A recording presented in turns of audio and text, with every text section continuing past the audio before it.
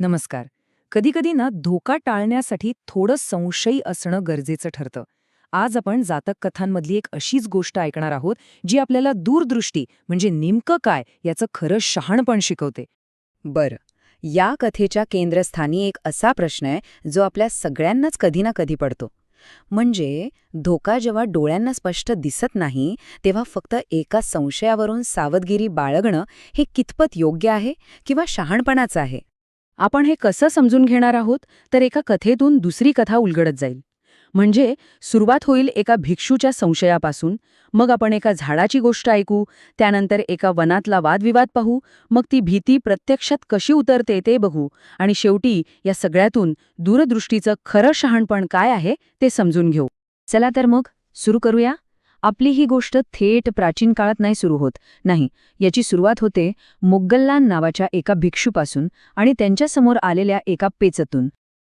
तर होतं काय, मोगिल्लान अगदी शांतपणे राहत असतात आणि तेव्हाच एक चोर चोरी करून पळत येतो आणि थेट त्यांच्या झोपडीच्या दारात लपायचं ठरवतो.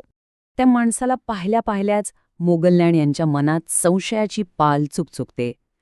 ते विचार करतात की एका चोराशी काहीही संबंध ठेवणं हे चुकीचं आहे. आणि बस ते ठरवतात की याला इथे थांबायला परवानगी देता येणार नाही, म्हणून ते त्याला तिथून घालून देतात. दुसऱ्या दिवशी मोग्गल्लान बुद्धांना भेटतात आणि सगळा प्रसंग सांगतात. तेव्हा बुद्ध म्हणतात, तू जे केलंस ते योग्यच आहे. पूर्वीच्या काळीही शहाण्या लोकांना बरोबर कळायचं की कधी संशय घ्यायला हवा. आणि मग हेच समजावून सांगण्यासाठी ते कथा सांगायला सुरुवात करतात. आणि मग इथून गोष्ट आपल्याला थेट काळात मागे घेऊन जाते, बुद्धांच्याच एका पूर्वजन्मात घडलेल्या एका कथेकडे. तर गोष्ट आहे प्राचीन बनारसची. तिथे बोधिसत्व म्हणजेच भावी बुद्ध एका कडुलिंबाच्या झाडाचे देव म्हणून राहत होते. आता गंमत बघा, त्या कडुलिंबाच्या झाडाला एक विशिष्ट प्रकारचा धोका होता. काय होता तो धोका? तर त्या काळात पकडलेल्या चोरांना शिक्षा देण्यासाठी कडुलिंबाच्याच लाकडापासून बनवलेल्या तीक्ष्ण सुळावर चढवलं जायचं.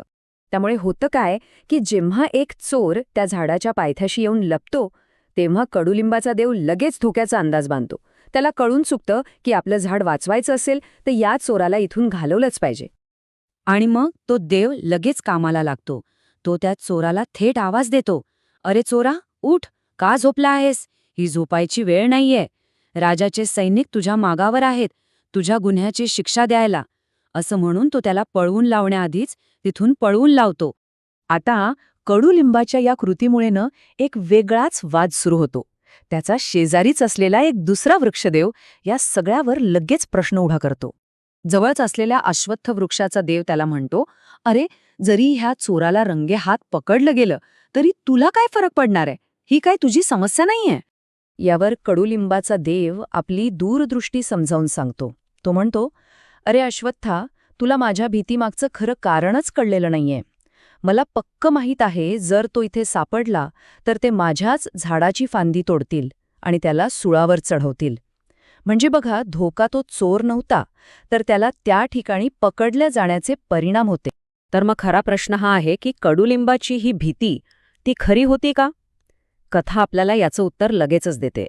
त्या दोन्ही देवांचं बोलणं संपतोय न संपतोय तोच त्या चोराचा माग काढणारे लोक हातात मशाली घेऊन तिथे येऊन पोचतात. आणि मग घडतंही तसंच. ते लोक मोठ्याने एकमेकांना म्हणतात की जर तो चोर सापडला ना तर आपण परत येऊ आणि त्याला ह्याच कडुलिंबाच्या झाडाखाली सुळावर चढवू किंवा त्याच्या फांदीला लटकवू.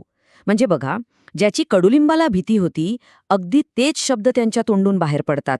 यातून त्याची सावधगिरीची कृती किती योग्य होती हेच सिद्ध होतं.